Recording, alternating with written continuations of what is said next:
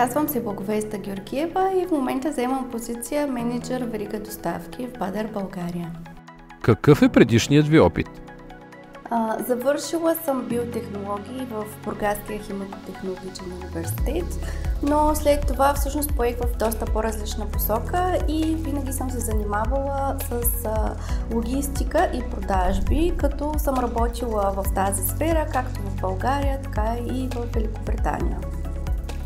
Как започнахте в Бадер, България? След завръщането ми от Великобритания, започнах да търся ново начало в собствения си град и търсех нещо, което да е близко до това, с което съм се занимавала, но същевременно да представлява ново предизвикателство за мен. Аз съм в компанията малко над 3 години, като моят професионален път е доста динамичен за тези 3 години.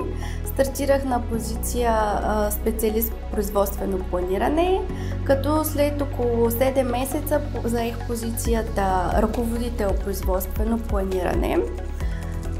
След още около година, с нарастването на самата компания и нуждата от развитие и съответно изграждането на нови отдели, заех позицията менеджер управление на поръчки, която беше пряко свързана с клиентите и продажбите към клиентите.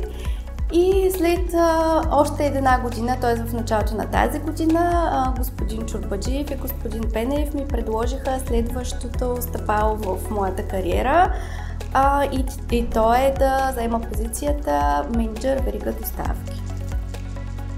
Каква е ролята ви в компанията? Ролята на менеджер верига доставки всъщност е доста съществена, тъй като верига доставки може да се каже, че е гръбнака на самата компания и правилното функциониране на всеки един от 4 отдела, които са част от верига доставки, всъщност гарантира възможността за работа и изпълнение на клиентските заявки, които ние получаваме.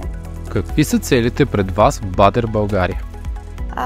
Целите първо в отдел верига доставки са да изградим един стабилен отдел, който да може да върви в една посока с целите и стандартите на самата компания. Нашата компания е млада, основна цел, която имаме е да се развиваме и да продължаваме да подобряваме нашите процеси и да доказваме, че сме стабилна компания, на която все повече OEM-и могат да се доверят.